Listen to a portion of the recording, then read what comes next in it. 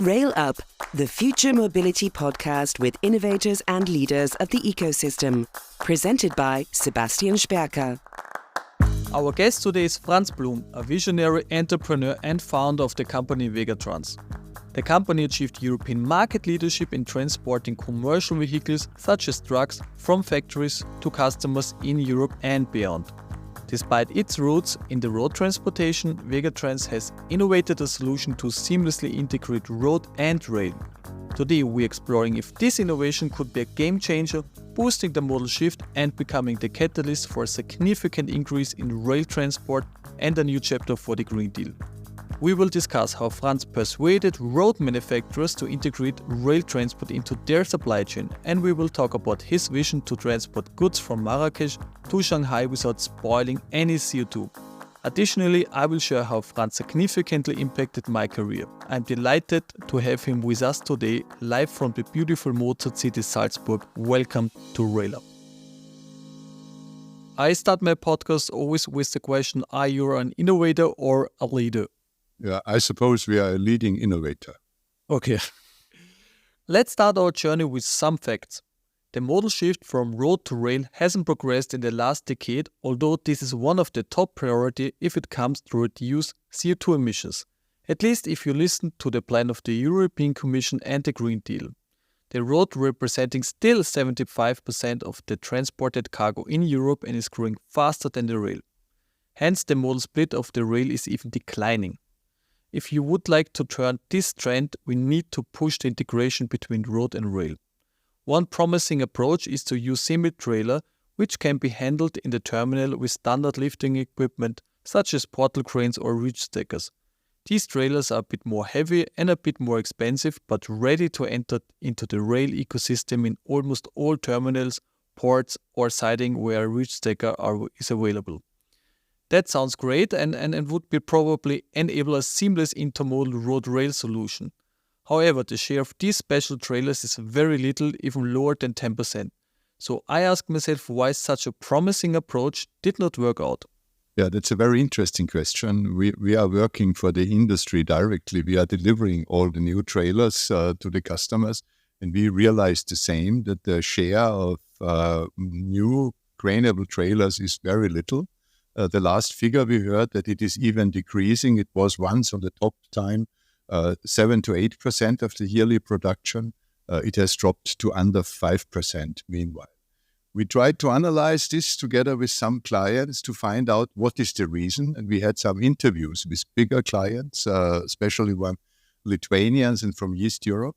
And they gave us a very simple reason, saying if we purchase a craneable trailer, we don't have the same second-hand value like a non-craneable trailer because there is more weight involved. There's a little higher cost involved. But in the second and third-hand market, there is no interest for craneability. That's why we lose a lot of money when we reorganize our fleet in the second-hand market. That is the first reason. The second reason is the little weight disadvantage we have. And a little cost disadvantage. So you have three reasons why we would not invest into craneable trailers. This customer has 11,000 Frigo trailers in his fleets. Another example, and that's another reason we should understand in this marketplace. We talked to a big German warehouse and forwarding company, which has 30,000 trailers in their fleet. None of them craneable. Why? They said, we cannot demand from our dispatchers to work in two systems. So that's why this company never will purchase craneable trailers because they have already such a big fleet of non-craneable trailers. And it would interfere dramatically into their logistics because the dispatcher has to think always twice. Is this a craneable one? Can I use it for rail? Yes or no? And the third reason is that rail has a very bad reputation regarding performance. And this is the main topic that none of the big customers says, I will go for rail because punctuality is not there. Trains are dismissed. Local drivers during Corona were very little in service. Most of them were out of service. They couldn't find hotels. So the image of rail transportation is very, very bad in the sector. And I think we all will have to work hard to change this image, because that's the first barrier to enter the marketplace. Actually, I was not aware that this reselling of the trailer in the secondary market plays the big role when it comes to an investment decision if a company purchases a craneable or non-craneable or a trailer. That's a new set for me. And you mentioned also another very important point, the missing IT integration. The two worlds are simple, are not that connected as they should be. However, it is fact that almost all shippers do have a road access and just a few access to rail. So we need to integrate road and rail. I would be interested in your opinion, what needs to be done to increase the modal shift for rail? I think, and you just mentioned, Sebastian, the shippers. In fact, the shippers have to want rail. If the shipper tells to the carrier, do it by rail because I will have a better footprint, then the carrier will search a solution. I don't think that is the missing solution there. There is a solution out in the market for everything. The question is why road is much more competitive, why road is favored so much by the shippers as well, and why we don't discuss real topics like energy efficiency behind. The thing is that road is very much pushed. The lobby is very strong. The automotive lobby, the trailer lobby, they are doing an excellent job that road is always seen favorable. But nobody has the big picture because road might be favorable in cost, but it's not favorable in ecological point of view.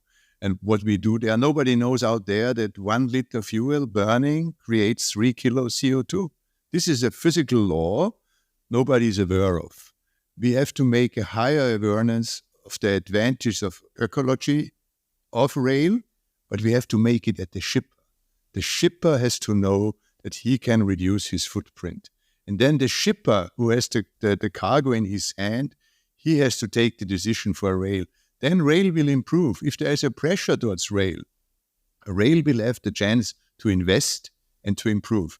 As long as we have two systems, one, the road, lobbied very well, good marketing, the rail, complicated, difficult, and these two systems are in competition, then rail cannot win this race. Rail has to be accepted as the most ecological solution, has to be wanted by the shippers, then rail can develop. Then investments can be done. Because it's a difference to invest into wagons than into trailers. You need to know that these wagons will run for years. You have to take a much longer time period in consideration. So you have to know that there will be business for this equipment. So the whole lack of investment on rail is as well because nobody wants to have rail. It's just, it's there. It's used for oil, for some basic goods, but it's not used in the general competition where speed and precision is asked. And I think there we have to work on. Absolutely. In the previous podcast with Serge, we discussed the impact of CO2 regulations such as the CSR directive for the mobility sector. I will be interested in your point of view. The rules are quite clear, starting from 1st of January 2024. The sustainability report has to show a way of decarbonization. What we experience is that most of the shippers first look into their production process because a lot of CO2 is created there. Logistics is not fully in the focus yet. And the road sector is trying to catch up by changing very quickly to electric trucks, where you have then the same or almost the same advantage. If you take ecological power, then you can reduce the footprint as well. So this is an interesting race at the end of the day. And if rail doesn't speed up, again, road might win it. I agree. We already heard that in this decade that the rail has to prove that it could be a reliable and competitive part of the cargo supply chain. However, there are a lot of things which has to be improved and changed, as you mentioned previously. And there is another crucial point in the discussion. The energy efficiency, once a train is running, the energy needed to keep the speed is so much less due to the way lower rolling resistance. That's physics and makes the rail so much more energy efficient. However, Serge mentioned that a big topic what needs to be addressed as well is the high number of empty trains. Because just with a high utilization in both directions, the big energy efficiency really could be realized. Yes, that's true. One-way empty trains are complete stupidity. But I don't think that this will happen in the modal shift, because the trailers out there, they are not always fully loaded, but they go in both directions and they catch some cargo. That's why the trailer out there has been so successful. It can go to any factory and it can take loads from everywhere. So the backload situation or the empty mileage on road is much, much less. And even we who are doing the delivery of new trailers, where you are not dealing with backloads, where you have to combine the network of trailer production, we achieve an empty voyage of only 15%. But we have to find there's only a few production places. So when it comes to general cargo inside a trailer, you can avoid empty mileage to a percentage below 10%.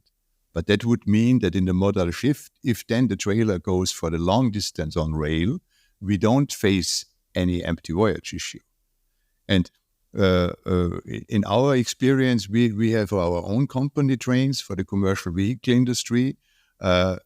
If you fill up the train more than 85% in both directions, you will always be able to compete with road.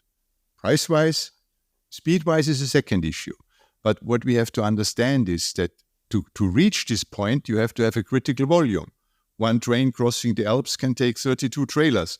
If you have to have 85% to be competitive towards road, you have to make sure that about 27 trailers are on the train. There you need volume. If you need volume, you need again the shippers. And if you reach that high utilization, the CO2 regulation will even boost the whole system. That can make a game change, because everything is money. And if soon as CO2 will start to have a cost impact on road, like we see now already in Germany, where the road tax increase is a CO2 impact, and suddenly there is a much higher interest on rail solutions to cross Germany. So it is important what politicians are deciding. And we have to work on this as well, that eco-friendly transport has to be in advantage. And then it comes what you said as well, that efficiency, energy efficiency on rail is best. We don't have this narrative. Nobody out there knows that the efficiency of an electrolog can go up to 90%, while a truck with fossil energy is roughly around 15 to 20%, and even an electric truck will only reach 60%. So if I have a system which is 90% efficient, this system must win. In a period where energy is expensive, it is impossible to understand why fuel-driven trucks with an energy efficiency which is only 1/5 of electricity can win the race. That's in a way waste and crazy. Okay, Franz, and your company is already using the rail, and I would be interested, what's your experience as a customer? Yeah, that's a very good question. I would say that depends on the provider. We have trains running very, very well, with smaller private traction companies who are eager to fight for every problem which might appear, and there is hundreds of problems which can appear on rail. Delays, problems in the network, strikes like we had recently. If you have an engaged team who is working 24/7 on the subject, you can catch up. And then rail is a very reliable system, and it can move capacity. So on the other hand, we have huge infrastructural problems in Germany as well in Austria, because there's a lot of renovation that has to be done. The network is old. To overcome this is not always easy. But we as a company, we have clearly decided we go for efficiency. We go for energy efficiency. And that's why we push our rail system. And we are nevertheless quite successful with it, because we stand for it, we explain it to the customer, we inform the customer if there is delays, but the customer relies on us that we catch up. That's why we have extra wagon sets to catch up lost round trips. And that convinces the customer. So I think we have to think rail new. There must be extra capacity. There must be extra wagon sets, extra locomotives. If something goes wrong, we have to catch up in the system. Everywhere something can go wrong. But again, here, road is much more flexible because it's single driver based and the driver will always find a solution. And the road network is cleaned better, is maintained better. That's why here again, road has an advantage which can only be recovered with a higher flexibility by rail plus an understanding by the customer. Okay, but I mean, we also have a lot of construction works on the road as well. And therefore, is the road really more flexible is the rail, in your opinion? Yeah, why the road is much better? Because the driver can search another route. The loco driver cannot search another route. He's directed and he is stopped. Even if there is just recently we had the case and I couldn't really understand. There was a flooding announcement for Friaul and suddenly all trains were stopped in Munich. And then the trains lost the round trip. If such things happen by on the road, the driver goes until the rain is too heavy. He stops when the rain is too heavy. He continues from there. So he doesn't lose any round trip or so much time. Rail is too inflexible. I cannot understand. If such situation is and railroad might be closed, it must be the same like on the road. The train can go until it has to stop. And then probably there's 10 trains in a line waiting until they can continue, but they can continue. And this moment will happen. But if I stop something in Munich, when there is an announcement that in Udine it will rain, I lose everything. This is pure stupidity. And what I can hardly understand is that you have a very beautiful example when you bypass the Brennerau Highway in Tyrol. You are almost for 50 kilometers parallel on the highway to the railroad. If you see the traffic on the highway and you just compare it with the traffic on the railroad, I mean, there is no utilization of the capacity. There is every half an hour you might see a train, while every 20 seconds you take over a truck. So this is impossible to understand why we don't have a system that rail trains are going in 30 seconds difference. Capacity on rail, for me, seen from a naive point of view, is there. But I don't know who is creating the bottlenecks. I cannot see the bottleneck on rail. There is so much space empty on the rail tracks, which are not used. Probably missing digitalization, missing understanding what you could do. Like I mentioned this example with stopping the trains in Munich. Or another very nice example is if the terminal in Italy doesn't confirm that it will receive the train, it will not start from Hamburg. A truck driver starts from Stockholm. He doesn't know if the workshop will be open or the warehouse will be open, but he will adapt on the way. But stopping a system which has a lot of cargo on it, because we don't yet know if the terminal will be ready, that cannot work. Yes, from a customer point of view, I absolutely understand you. But I'm quite sure that the colleagues from the infrastructure manager would explain this situation and limitation from a completely other point of view. We discussed the fact also with Matt, and in the US, the utilization of the network is very low if you really start to measure how often a train is running on a specific track. If I remember correctly, it was less than 5%, and in Europe, the average picture is probably quite similar. Exactly what you see as well when you're out there. Yeah. And I always do this comparison. There's a beautiful comparison as well. There's a few roads in Europe where you really bypass rail. There is one beautiful one from Milano to Torino, one of the very important industrial regions of Europe. I'm driving there a lot because we have a customer in Torino. So I know this highway.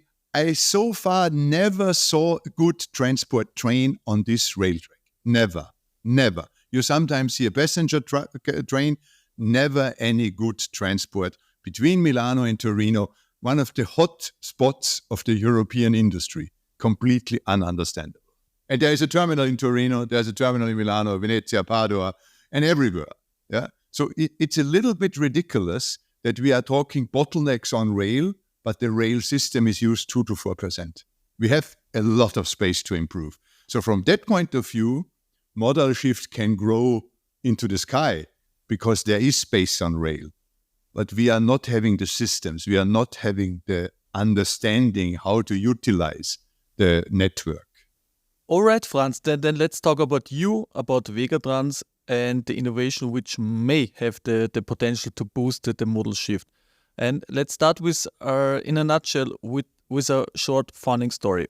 Yeah, that's a long story because it's already quite more than 3 decades that we have developed our company. In fact, it comes from a student's job. When I was student of law in Vienna, I used to finance my study by bringing new trucks to Iran, Iraq, Kuwait, and the Arab countries.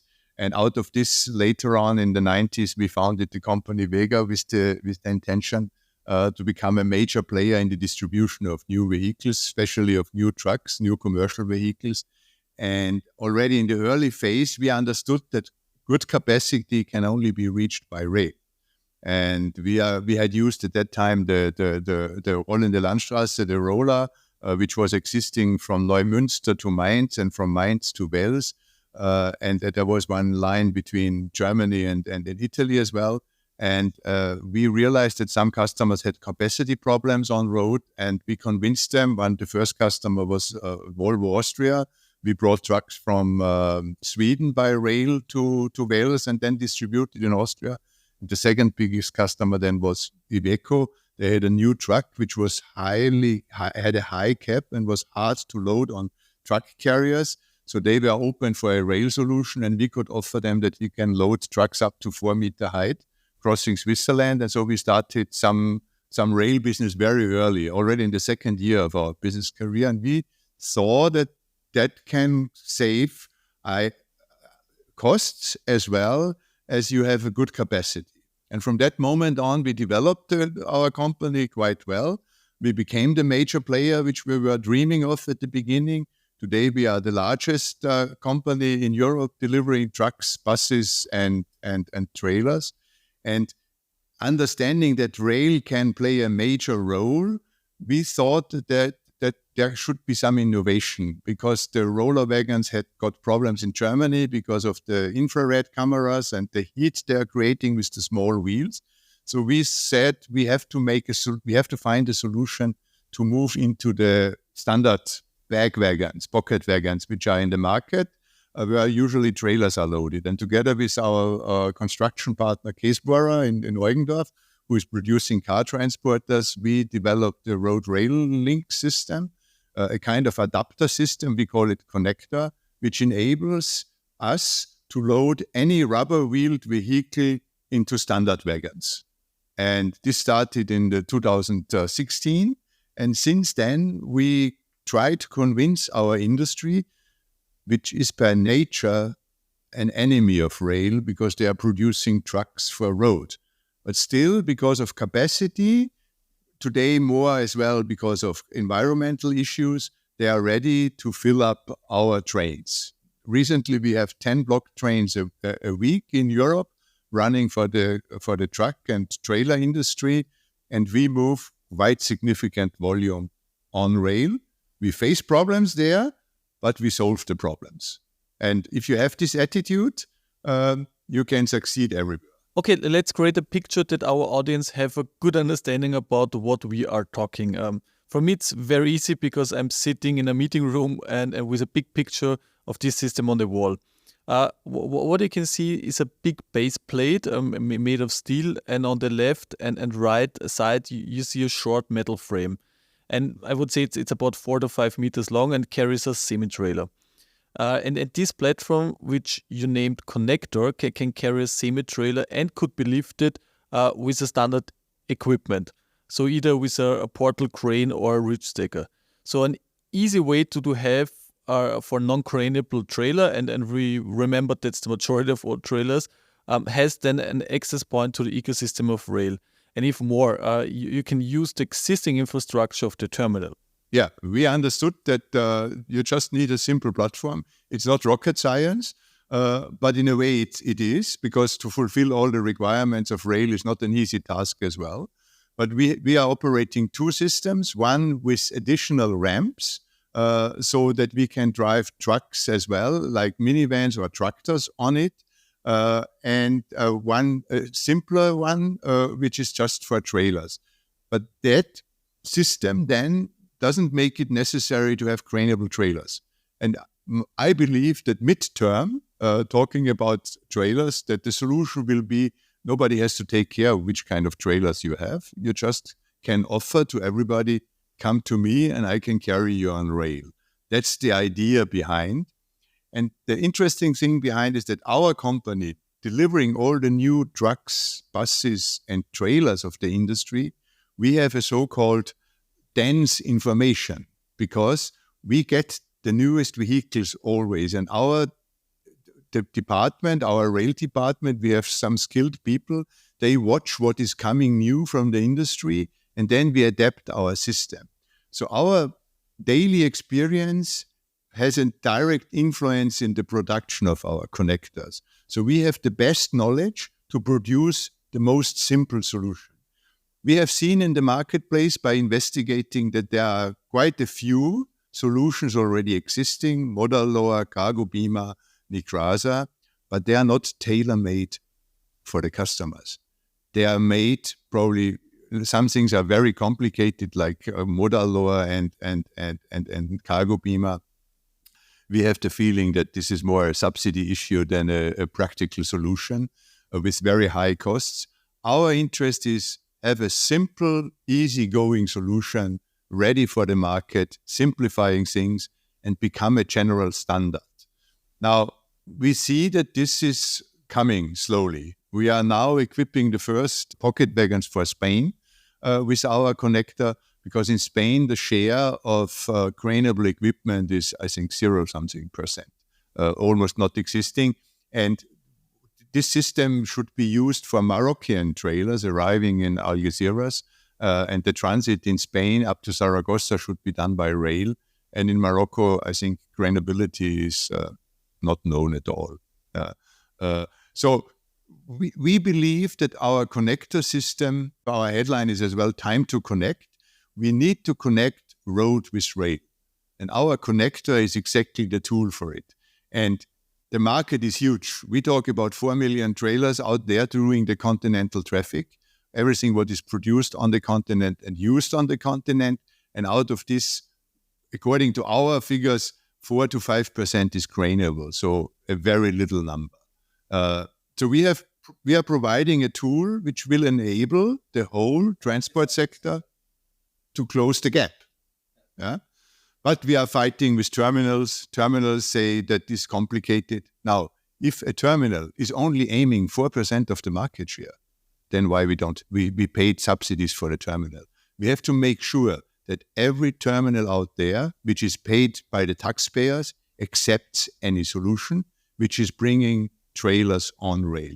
And I can get mad when I hear, just recently we heard something on another terminal, that it doesn't accept our connectors because it's too complicated and they don't have space. But it's not a question of space, because our system doesn't need more space than a trailer needs. Our connectors are married with the wagons. They don't stay in any terminal. They leave with the wagon. And they have the big advantage that if I don't move trailers, I still can move containers above our connectors, so they don't disturb the system. Okay, so every wagon is equipped, or to stay with your words, that the connector is married with the specific wagon. So the equipment will not be stored in the terminal. Yeah. But do we have then to rethink the business model of a trucking company and partly of the freight forwarders?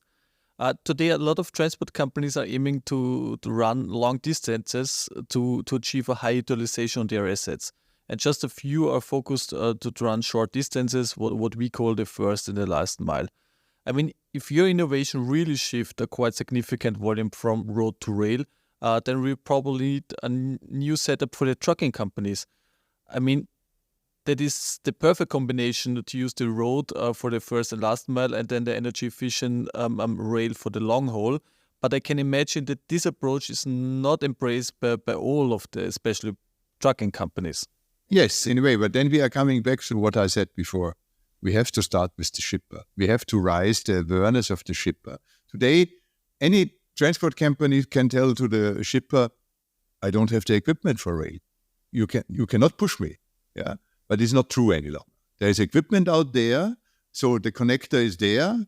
We can arrange every trailer to be moved on rail. But the shipper has to know it, and the shipper has to have an interest. And then we come back to what you talked before about the ESG rules, the sustainability demand, the sustainability report which is coming, which should show the decarbonization way of any company. It will be of interest. And today already, we just received the first electric trucks with a range of about 400 kilometers, which can be powered by solar energy. Today, with our system, you can do zero-emission transport all over Europe already. We can go any place on the long distance with rail. We can do the last mile by electric truck. The technology is here. We just have to use it. This is the message we will give out to the shippers. And then the shipper has to decide for the future. Do I want to have CO2 neutral transport? Or do I still spoil environment with unnecessary CO2 production? And again, 1 liter of diesel, 3 kilo of CO2. 1,000 kilometers by truck, 1 ton of CO2. This is there, and it happens every moment. And it's up to us to decide what is more important. Is it the environment, or is it the speed sometimes? But rail can be as speedy as road. It's just a question of frequency. Rail can run in the night. Rail can run on the weekend, where the drivers usually have to make rest, because rail is working like earlier the horse carriages. You go, you change the horses, you continue. In this case, you go, the loco driver has to be changed, but you continue. The truck driver has to take his rest. So rail can be at least as quick if there is a good logistic system behind. And we can prove this. All our rails are running overnight, and for a distance of about 1,200 kilometers, we need 24 plus hours. You cannot be quicker with the truck, with all the regulations. But you have to believe in it, and you have to set up the system. And if you believe in it, and that's why we have to convince the shipper that he can believe in it, then it will happen as well. So we have to start where the power is, the power and the power above the cargo, and that's together with the shippers. That sounds like a bright vision, and it sounds very easy. Convince the shippers to do the right thing when it comes to use a more energy efficient mode of transport, the rail. And you mentioned that this is hard to believe that this fact is not well known by everyone. But this knowledge should be spreaded in big scale, and it should be the top priority of the governmental bodies. So, Franz, what would your biggest aim be if you were the Commissioner of Transport? Yeah, but one was already mentioned in the last question. It is the automatization of rail trains. They must run automatic without people involved. And this is possible, as we have seen already in the metro systems everywhere on the globe. And the second one is, and this is a real topic which I can get furious, that rail as the most energy efficient system and the most ecological system must be the market leader, must have 80%, like it has in China, like it has in other areas where rail is less complicated because you have one country. But the European Freight Commissioner, he has to make sure that the most energy efficient system is by far market leader. That's a good step to go. Okay, we now talked about Europe, but is there a market outside the European Union where the connector could be applied? Yeah, we have global patents on it, even for China. In fact, today, and we are discussing a project in Morocco, from Marrakesh to Tanga, to lift trailers with our system into pocket wagons. We recently had customers from Australia, where a CO2 footprint is getting more and more important, and they want to build up a rail connection between Perth and Sydney with our system. But they have different sizes, different trailers, but in fact, we can load their trailers as well. And with our system today, even it doesn't depend any longer on the rail track network. In fact, you could lift a trailer in Algeciras, which is coming from Morocco, with our system in a pocket wagon, you relift it in La Jonguera or Irun to the European track system, and you relift it in Belaruskaya on the Russian system, and you can go up to Vladivostok or even up to Shanghai. My newest favorite is we can lift trailers from Marrakesh to Shanghai. Yeah? And our system can make it happen. And it is independent on which trailer it is. So the trailer today on these lines, mainly the container with less volume is running. In fact, the trailer can be the new transport media for the intercontinental traffic between Asia and Europe. And it has more volume, about 25% more volume, so it could be of interest. And our system makes it possible. And if I might dream, the first trailer which comes from Shanghai will be a beautiful gift. That's a really good story and a great vision. For me, the connector is probably that missing link to turn the modal shift and to get significant more cargo on rail. And like the approach of Nevomo, the cool thing is you can use the existing infrastructure and not also the rail, but also the terminals. The market of transport cargo in semi-trail is really huge. And I read it's even up to 50% of the entire road transport. If you just get 20% of this trailer volume, or with the connector on rail, we can reach the magic target of the 30% modal split by 2030. Without heavy investment into the rolling stock. But what is needed is more capacity, more flexibility on rail, and that will be a great challenge to make the ecosystem of rail ready to grow to this extent. That's really cool, and I just see that you would like to add something. Yeah, I would like to jump in your final words, because what is very interesting is that we today in our business we are coming from road, but we move to multimodality, even with vessels and with rail. But today we have achieved already almost 50% of our volume on rail, although we are working for a sector which builds units to drive on roads. So our showcase proves that it is possible. With all the problems, we always are very keen to talk negative things. But what we have shown is you can do it in a positive way, good for the ecology, good for the customers, good for the accounts of the customers, because none of our customers would give cargo to rail if it wouldn't be competitive. They are all very cost-driven. The only thing we ask from them is certain quantity. With the quantity we fill up the trains, we can run the trains successfully. Sometimes we are below break-even, sometimes we are above break-even, but we move volume and we don't lose money and our customers are happy. So if in an industry which is building units for road, we succeed with rail, then rail can succeed in all areas, because built-up trucks are the most expensive units. People are talking about a Ferrari costs 200,000 euro. Today, an electric truck is up to 400,000 euro. Buses, we move up to 600,000 euro. So it's in a way, it's the jewels of the industry. These jewels can be delivered by rail very fast, because time is money in this industry as well. We achieve this, then it should be easy to convince trailers to come as well. But we have convinced our shippers. In our specific sector, the industry is the shipper.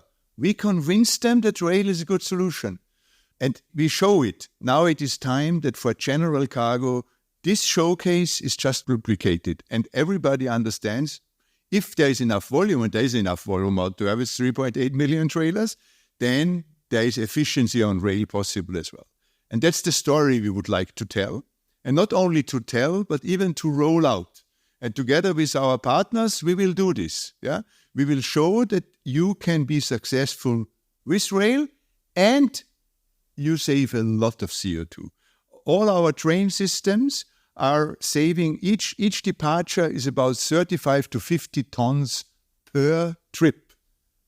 Saving of CO2. This is a huge achievement. The shippers have to know that this is already there and they can use it. Thank you very much, Franz. I cannot find better closing words for this podcast.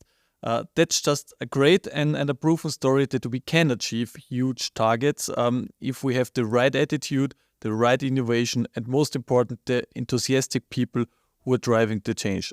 And that's RAILUP. So Franz, welcome to the RAILUP Club. Thank you. What is the contribution to drive climate change? We do whatever we can do with a sustainable approach. All our analyses are driven by what is the most sustainable solution to move goods. The ball is in your court. What is the next step to drive change? We have to bring the ball into the goal. And we discussed already how many things we can do there. Which superhero do we need to avoid the climate disaster? We don't need any superhero, we just need to use our brain. What's the takeaway from this episode? My key takeaway is that shippers must be persuaded in the first place by showcasing the viability of CO2-neutral transport, which is already achievable through the seamless integration of road and rail. Vegatron's success story stands for a shining example where even the commercial transport industry was convinced to integrate rail into the supply chain. We have heard that reaching a critical mass and securing backloads is pivotal for a breakthrough in integrating rail for the main haul. Currently, over 90% of the semi-trailers are lacking of a lifting capability. Despite crane-ready trailers being marginally heavier and costlier, the absence of a secondary market discourages significant investments from trucking companies and freight forwarders. Innovative solutions like the road rail link could be a game changer, enabling terminals to lift nearly all semi-trailers using standard equipment like portal cranes or reach stackers. The potential is enormous with approximately 4 million semi-trailers running on European roads. This huge volume could now access to the rail ecosystem. And every trailer counts, as we have learned today that burning 1 liter of diesel produces 3 kilograms of CO2. Moreover, with the CO2 regulations driving the sustainability agenda, more companies are compelled to report emissions and pursue decarbonization efforts.